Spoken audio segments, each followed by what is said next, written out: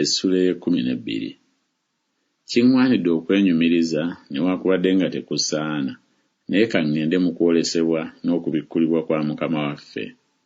Manyi omuntu mu Kristo eyaakamala emyaka 14 oba mu mubiri simanyi, oba watali mubiri simanyi, Katonda amanyi, okutwalibwa omuntu ali bw'atyo mu ggulu eryokusatu. Era mmanyi omuntu ali bw'atyo oba mu mubiri oba watali mubiri simanyi, Katonda amanyi. Bwe yatwalibwa mu lusuku lwa Katonda n'awulira ebigambo ebitayogerekeka ebitasaanira muntu kubyatula. Kuba omuntu ali bw'atyo neenyumirizanga, naye ku bwange siryenyumiriza wabula mu by'obunafu bwange. Kuba singa nayagala okwenyumirizanga sandibadde musirusiru, kubanga nandyogedde amazima. Naye ndeka omuntu yenna alemenga okundowooza okusinga bw'andaba oba bw'ampulira. N'olw'obukulu obusinga ennyo obw'ebyo ebyabikkulibwa nemenga okugulumizibwa ennyo, kyennava mpeebwa eriggwa mu mubiri, omubaka wa Setaani okunkubanga, nemenga okugulumizibwa ennyo. Olw'ekigambo ekyo neegayirira Mukama waffe emirundi 3 kinveeko, n'aŋŋamba nti ekisa kyange kikumala, kubanga amaanyi gange gatuukirira mu bunafu.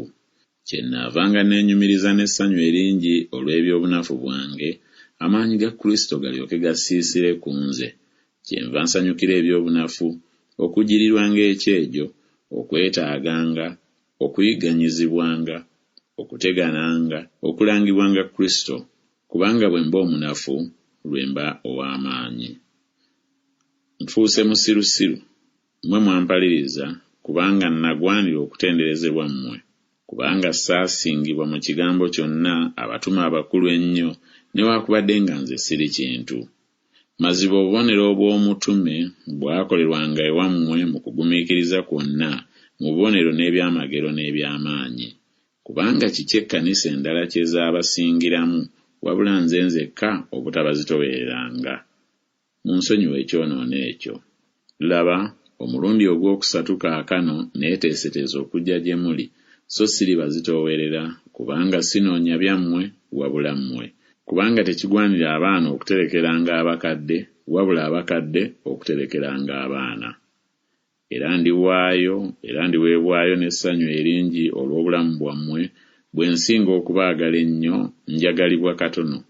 Naye si musango, nze saabazitoowerera, naye bwe nali omugerengetanya nabateega mu lukwe.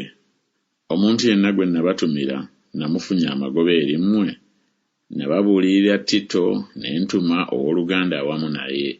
Tito yafuna amagoba eri mmwe. Tetwatambula n'omwoyo omu, tetwatambulira mu kisinde kimu.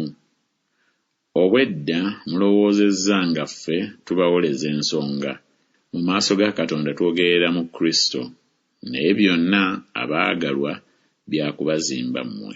Kubanga ntidde bwe ndijja mpozzi okubasanga nga mufaanana nga bwe ssaagala, nange mwe muleme okunsanga nga nfaanana nga bwe mutayagala, mpozzi okubeera eyo okuyomba, obujja, obusungu, empaka, okulyolyoma, okugeya, okwegulumiza, okujeema. Bwe ndijja nate Katonda wange aleme okuntoowaza eri mmwe, nange okuba nakuwalira abangi abaayonoona edda ne bateenenya obugwagwa n'obwenzi n'obukaba bwe baakola.